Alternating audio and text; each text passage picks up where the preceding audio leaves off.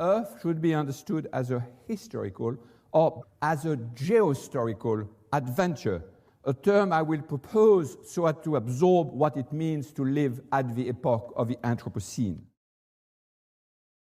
I remember one house I used to go into, which was sort of Neolithic house, really.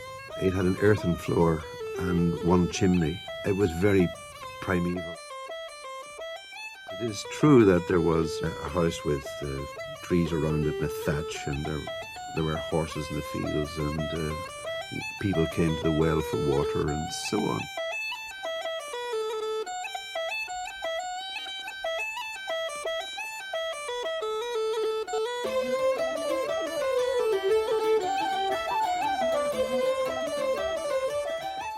There's a sense of the frailty, not only of human life, but of human civilization. Turning and turning in the widening gyre, the falcon cannot hear the falconer. Things fall apart, the centre cannot hold. Mere anarchy is loosed upon the world. The blood-dimmed tide is loosed. And everywhere, the ceremony of innocence is drawn.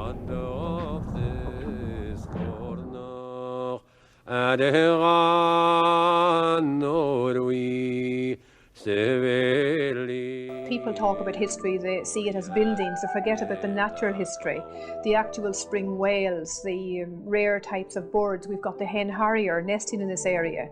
We've still got the corncrake. We've got varied species. For instance, in the flora we have a rare white heather. We're going to have a song from Triana now. They will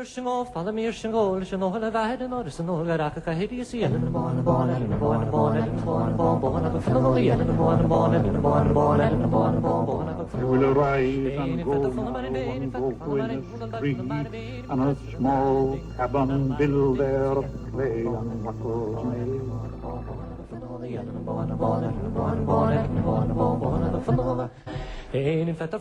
Solid man.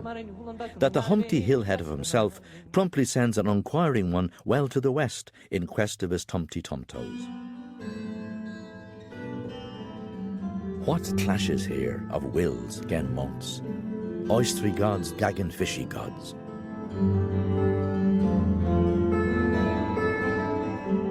Crack-ack, cack-ack, cack-ack, cack-ack, coax, coax, coax. Oolu, oolu, oolu.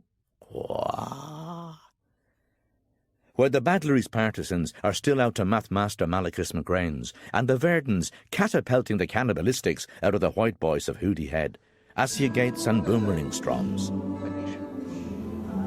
Well, a nation is the same people living in the same place. God, if that's so, then I must be a nation, because I'm living in the same place for the last 5 years. We're also living in different...